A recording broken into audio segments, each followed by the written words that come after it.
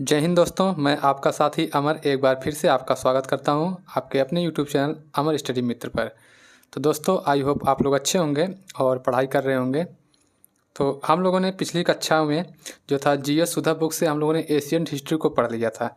तो आज हम उसी जीएस सुधा बुक से हम लोग मध्यकालीन इतिहास के बारे में यानी कि मिडवल हिस्ट्री के बारे में हम लोग स्टडी करेंगे।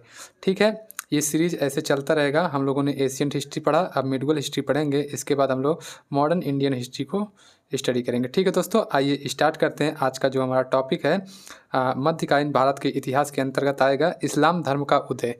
हम लोग आज इस्लाम धर्म का उदय पढ़ेंगे। उसके बाद जो विदेशी आक्रमण हुए थे, जैसे अरबों का आक्रमण, तुर्कों का आक्रमण, गोरों का आक्रमण, इस तरीके से जो अरबों का और तुर्कों का आक्रमण हुआ था, भारत पर मुस्लिम आक्रमण जो हुए थे, उसके बारे में हम लोग डिस्कस करेंगे। ठीक है, आइए देखते हैं। सबसे पहले इस्लाम धर्म का उदय कैसे हुआ था। हम लोगों ने पिछली कक्षा में जब एशियन हिस्ट्री को पढ़े थे, उसमें भी हम लोगों ने इस्लाम धर्म के बारे में थोड़ा सा पढ़े थे। तो यहाँ थोड़ा सा उसी से बढ़ाकर बुक में दिया गया है, उससे थोड़ा सा डीप दिया गया है। तो आइए देखते हैं इस्लाम धर्म का उदय। तो इस्लाम धर्म का जो था, इस्लाम धर्म के प्रवर्तक हज़रत मोहम्मद साहब माने जाते हैं। उनका जन्म 570 ईस्वी में मक्का नगर में कुरैश जनजाति के हाशिम वंश में हुआ था। उनके पिता का नाम अब्दुल्ला, माता का नाम अमीना, दादा का नाम अल मुतल्लिब तथा पालनकर्ता चाचा का नाम अबू तालिब था। क्या था? पिता का नाम अब्दुल्ला था, माता का नाम अमीना था और दादा का नाम अल मुतल्लिब था। और उनका पालनकर्ता जो थे उनके चाचा, उनका नाम अबू तालिब था। उनकी पत्नी का नाम खदीजा था और उनकी एकमात्र संतान पुत्री जो थी उसका नाम फातिमा था। ठीक है, ये उनके परिवार से संबंधित कुछ लोगों के नाम थे। ठीक है, जिनका विवाह अली से हुआ था। किनका विवाह? फातिमा का विवाह जो था ये अली से हुआ था। फातिमा उनकी पुत्री थी, उसी का विवाह अली से हुआ था। फिर दूसरा पॉइंट आता है कि 610 ईस्वी में मक्का के समीप स्थित हीरा नामक पहाड़ी गुफा पर उन्हें जिब्राइल या गैब्रियल जिसको कहते हैं, देखिए जिब्राइल कहते हैं या फिर गैब्रियल नामक फरिश्ते के माध्यम से अल्लाह का संदेश प्राप्त हुआ। यह संदेश था, अल्लाह एकमात्र ईश्वर है, मोहम्मद उसके रसूल या संदेशवाहक हैं। रसूल का मतलब होता है संदेशवाहक।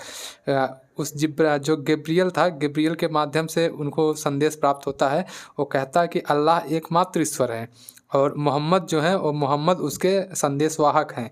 इसके पश्चात उन्होंने अपने विचारों का आरंभ किया जो एकेश्वरवाद पर आधारित है। एकेश्वरवाद का मतलब होता है जिस एकेश्वरवाद में जिसमें सिर्फ एक ईश्वर को माना जाता है, उस तरह के जो वाद है उसको एकेश्वरवाद कहते हैं। इस तरह के जो लोग हैं वो एक ईश्वर के ऊपर जो था उसका समर्थन करते हैं कि इस प्रकृति में सिर्फ एक ईश्वर मौजूद है। ठीक है, उनके विचारों का विरोध करने वाले बहुदेववादी और मूर्ति पूजक कट्टरपंथियों ने उन्हें जान से मारने की कोशिश की। ठीक है, इस तरीके से इस कारण उन्होंने 622 ईस्वी में मक्का से मदीना की ओर प्रस्थान किया। ठीक है, कहाँ प्रस्थान किया? मक्का से मदीना की ओर प्रस्थान किया। इस घटना को हिजरत कहा जाता है। क्या कहा गया?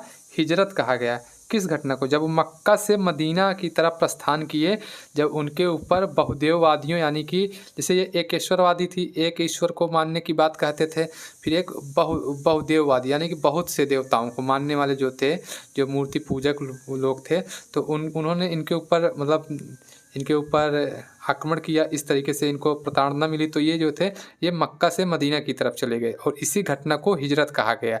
ठीक है, इसी से इस्लामिक कैलेंडर हिजरी संवत की शुरुआत हुई। मदीना में स्थानीय लोगों ने उनका स्वागत किया और उनके साथ मक्का से आए अनुयायियों को मुहाजिर कहा। क्या कहा गया? मुहाजिर कहा गया। जो उनके साथ मक्का से उनके साथ और उनके अनुयायी भी थे, उनके समर्थक भी उनके साथ मक्का से मदीना की तरफ गए थे, तो उनको जो था जब मदीना में उनका स्वागत किया गया तो उनको मुहाजिर कहा गया। ठीक है, नेक्स्ट आता है कि मदीना में मोहम्मद साहब की स्थिति सुदृढ़ हुई और कालांतर में वे पुनः मक्का लौटे तथा संपूर्ण क्षेत्र को इस्लाम के सिद्धांतों से प्रभावित किया। 632 ईस्वी में उनके निधन तक लगभग संपूर्ण अरब इस्लाम धर्म को स्वीकार कर चुका था। उन्होंने अपने उत्तराधिकारी का चयन नहीं किया, जिसके कारण उनके पश्चात नेतृत्व को लेकर मतभेद उत्पन्न हुआ और इस्लाम दो प्रमुख संप्रदायों शिया और सुन्नी में विभाजित हो गया। किस में विभाजित हो गया? शिया और सुन्नी नामक दो संप्रदायों में विभाजित हो गया, क्योंकि उन्होंने अपना कोई जो था वो नहीं माना था। ठीक है, अब देखते हैं। आरंभ में सुन्नी मतावलंबियों को सत्ता प्राप्त हुई। पहले जो थी ये सुन्नी लोग थे जो इनको जो थी सत्ता प्राप्त हुई। फिर जिनके प्रथम 3 खलीफा क्रमशः अबू बकर, उमर और उस्मान हुए। अबू बकर जो थे 632 से 634 ईस्वी, उमर जो था ये 634 से 44 ईस्वी, और उस्मान जो थे 644 से 656 ईस्वी तक बने। इसके बाद शिया अनुयायियों के समर्थन से अली जो थे 656 ईस्वी से 661 ईस्वी तक खलीफा नियुक्त हुए। इन चारों को खुलफा ए राशिदीन या सही मार्गदर्शित खलीफा के रूप में जाना जाता है। जो जैसे माना जाता है कि जो था मोहम्मद बिन कासिम ने 712 ईस्वी में भारत पर पहला सफल आक्रमण किया था। लेकिन ये नहीं है कि भारत पर पहला आक्रमण करने वाला मोहम्मद बिन कासिम नहीं था। इसके पहले भी खलीफा उमर के नेतृत्व में 636 ईस्वी में भी भारत पर आक्रमण हुआ था, जो कि क्या हुआ था, असफल हो गया था। ठीक है, उसके बाद एक आक्रमण और होता, उस्मान के नेतृत्व में भी एक आक्रमण होता है। ये जो उस्मान है ना, इसके भी नेतृत्व में एक आक्रमण होता है, वो भी असफल हो जाता है। ये सब आक्रमण जो थे असफल हो गए। लेकिन जब मोहम्मद बिन कासिम भारत पर आक्रमण करता है तो सफल आक्रमण माना जाता है। इसलिए जो था पहला अरबी आक्रमण जो था सफल आक्रमण, जो कहते हैं कि भारत पर पहला सफल आक्रमण किसने किया, तो मोहम्मद बिन कासिम का नाम निकल के आता है। ठीक है, नेक्स्ट पॉइंट था इस्लाम धर्म के प्रमुख सिद्धांत 2 ग्रंथों कुरान और हदीस में निहित हो गए। और कुरान अल्लाह के उन संदेशों का संकलन है जो जिब्राइल के माध्यम से मोहम्मद साहब को प्राप्त हुए।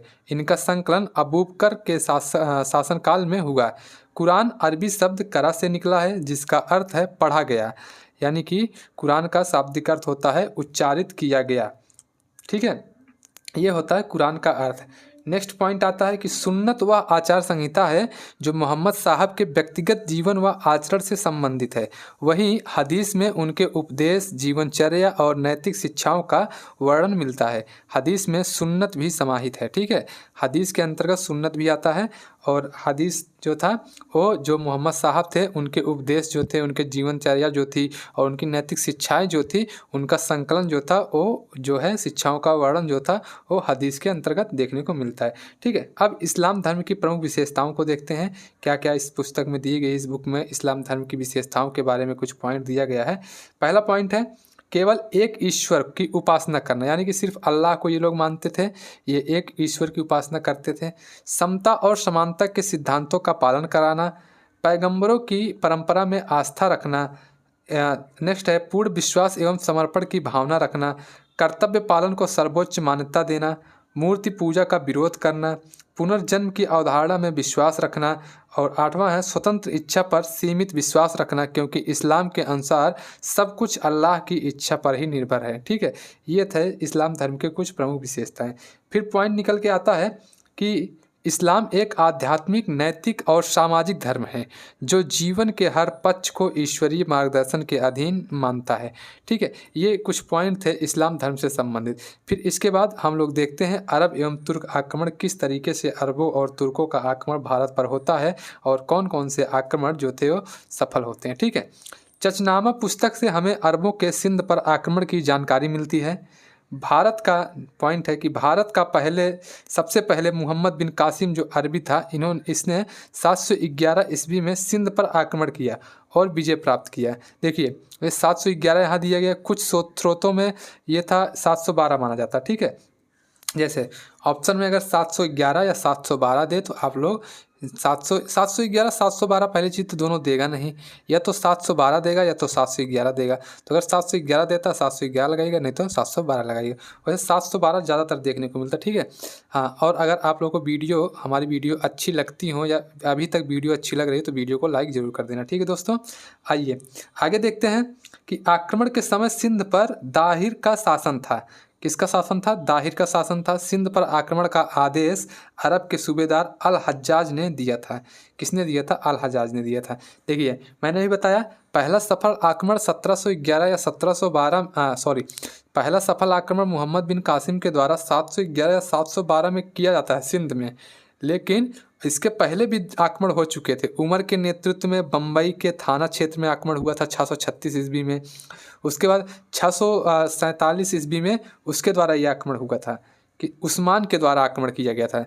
इन दोनों ने आक्रमण कर दिया था, पहले ही किया था, लेकिन वो सफल नहीं हो पाए थे, ठीक है, हार गए थे।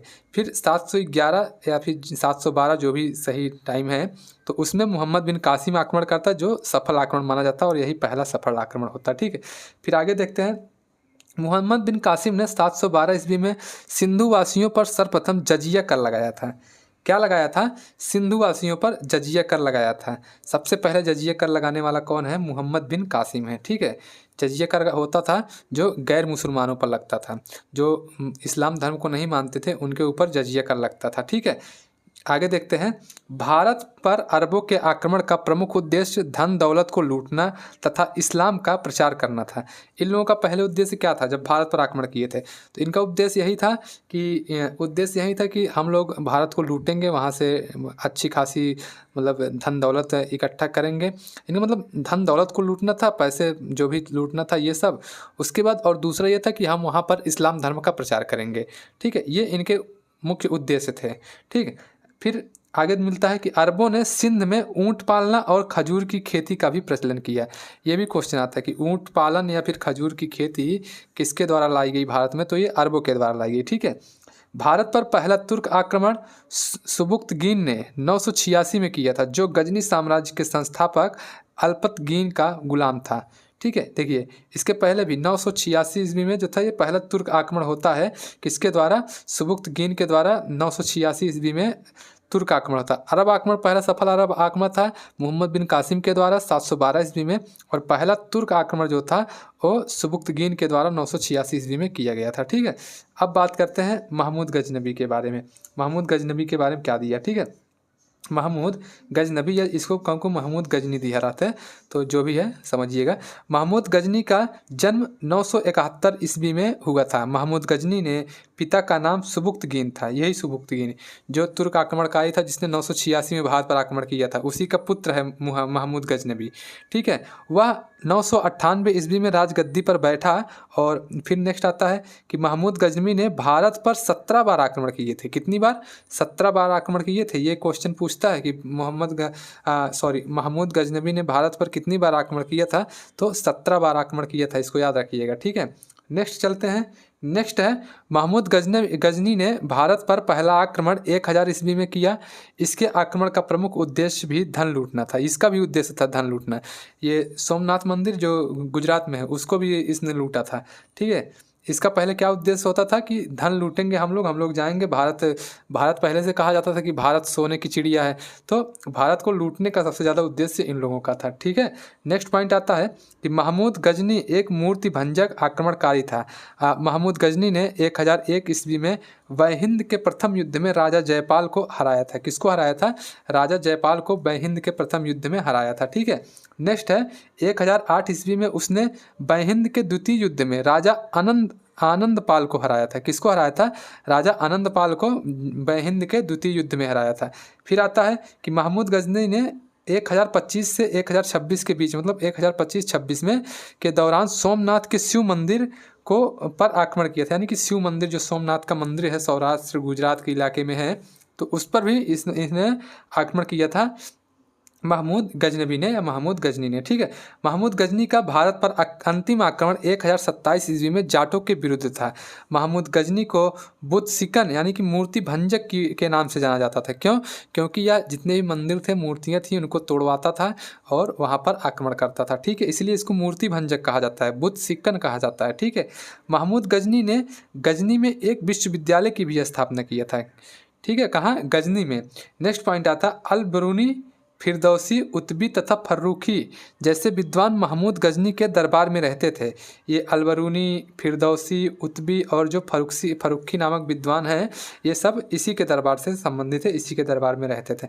अलबरूनी मुख्य रूप से अरबी भाषा में लिखता था और वह पुराणों का अध्ययन करने वाला प्रथम मुस्लिम था। पहला मुस्लिम है अलबरूनी जो पुराणों का अध्ययन किया था, ठीक है। नेक्स्ट देखते हैं, शाहनामा के रचयिता फिरदौसी ने की तथा किताबुल हिंद की रचना अलबरूनी ने की थी। ये दोनों महमूद गजनी के साथ भारत आए थे। ठीक है, महमूद गजनी की मृत्यु 1030 ईस्वी में हुई थी। कब हुई थी? 1030 ईस्वी में महमूद गजनी की मृत्यु हो जाती है। फिर एक नाम निकल के आता मोहम्मद गौरी का, ये भी इंपॉर्टेंट है, मोहम्मद गौरी। ठीक है, मोहम्मद गौरी, ये मोहम्मद गौरी के भारत आक्रमण का प्रमुख उद्देश्य जो था, ये भारत में मुस्लिम राज्य की स्थापना करना था। देखिए पहले क्या था, पहले इन लोगों का उद्देश्य था कि भारत को लूटा जाए, वहाँ से धन दौलत लूटा जाए और इस्लाम धर्म का प्रचार प्रसार किया जाए। फिर मोहम्मद गौरी, इसका उद्देश्य ये हो जाता है कि भारत में मुस्लिम राज्य की स्थापना करना, यानी कि ये भारत में अपना साम्राज्य स्थापित करने के चक्कर से भारत पर आक्रमण करता है। ठीक है, मोहम्मद गौरी ने भारत पर पहला आक्रमण 1175 ईस्वी में मुल्तान पर किया था तथा दूसरा आक्रमण 1178 ईस्वी में पाटन, जो कि गुजरात में है, यहाँ किया था। ठीक है, पाटन के शासक भीम द्वितीय ने मोहम्मद गौरी को बुरी तरह हराया था। भीम द्वितीय ने बहुत भयंकर युद्ध हुआ था, एकदम पटकी पटका हुआ, तो मोहम्मद गौरी वहाँ हार गया था। किसके द्वारा? भीम द्वितीय के द्वारा। यह मोहम्मद गौरी की भारत में प्रथम पराजय थी। पहली बार ये भारत में हारा था, वो भी भीम के द्वारा भारत में हारा था। ये क्वेश्चन बनता है कि भारत में मोहम्मद गौरी को किसने हराया था? तो भीम द्वितीय ने भारत में उसको हराया था। फिर देखते हैं 1191 ईस्वी में मोहम्मद गौरी और पृथ्वीराज चौहान के बीच तराइन का प्रथम युद्ध हुआ था। इस युद्ध में मोहम्मद गौरी की पराजय हुई थी। ठीक है, 1192 में तराइन के द्वितीय युद्ध में मोहम्मद गौरी की विजय हुई थी। ठीक है, विजय होता है। ठीक, इस तरीके से 1191 में मोहम्मद गौरी और पृथ्वीराज चौहान के बीच में तराइन का पहला युद्ध होता है, जिसमें मोहम्मद गौरी हार जाता है और पृथ्वीराज चौहान जीत जाता है। फिर उसके बाद 1192 में फिर मोहम्मद गौरी अटैक करता है और इसमें जो था ये तराइन का द्वितीय युद्ध होता है और इसमें मोहम्मद गौरी विजयी होता है। ठीक है, नेक्स्ट पॉइंट आता है, इस युद्ध के बाद गौरी ने भारत में मुस्लिम साम्राज्य की नींव डाली, इसलिए उसे भारत में मुस्लिम साम्राज्य का वास्तविक संस्थापक कहा जाता है। किसको कहा जाता है? मोहम्मद गौरी को भारत में मुस्लिम साम्राज्य का वास्तविक संस्थापक कहा जाता है। ठीक है, नेक्स्ट आता है मोहम्मद गौरी और जयचंद के बीच 1194 ईस्वी में चंदावर का युद्ध हुआ था। चंदावर या कन्नौज का युद्ध इसको कहते हैं, ये हुआ था 1194 ईस्वी में, जिसमें भी मोहम्मद गौरी की जीत हुई थी। इसमें भी मोहम्मद गौरी की ही जीत होती है। नेक्स्ट आता है, इस युद्ध में विजय के बाद गौरी ने सिक्के जारी किए। उन पर एक ओर देवी लक्ष्मी की आकृति बनी थी और दूसरी ओर अरबी भाषा में कलमा उत्कीर्ण था। कलमा एक प्रकार से उन लोगों का श्लोक होता है, अरबियों का, जो उनके खलीफाओं के लिए और उनके धर्म में, ये समझिए एक प्रकार का श्लोक है, उनके धर्म से संबंधित है अरबी में। ठीक है, मोहम्मद गौरी के सेनापति बख्तियार खिलजी ने नालंदा में 1193 ईस्वी और विक्रमशिला विश्वविद्यालयों को 1200 ईस्वी में नष्ट कर दिया था। कौन? मोहम्मद गौरी के सेनापति बख्तियार खिलजी।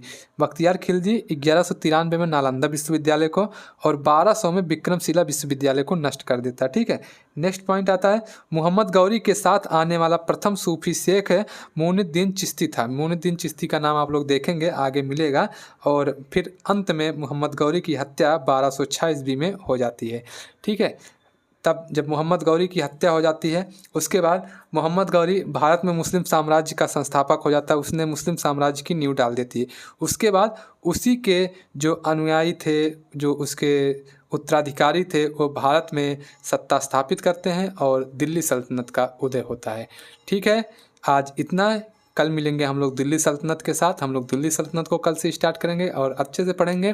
और अगर आप लोगों को वीडियो अच्छी लग रही हो तो वीडियो को लाइक कीजिएगा, शेयर कीजिएगा अपने दोस्तों के पास, ताकि वो भी इस वीडियो का फ़ायदा उठा सके। और अगर आप लोग चैनल पर नए आए हो तो चैनल को सब्सक्राइब जरूर कीजिएगा। चलिए मिलते हैं कल, तब तक के लिए धन्यवाद, बाय बाय, टेक केयर।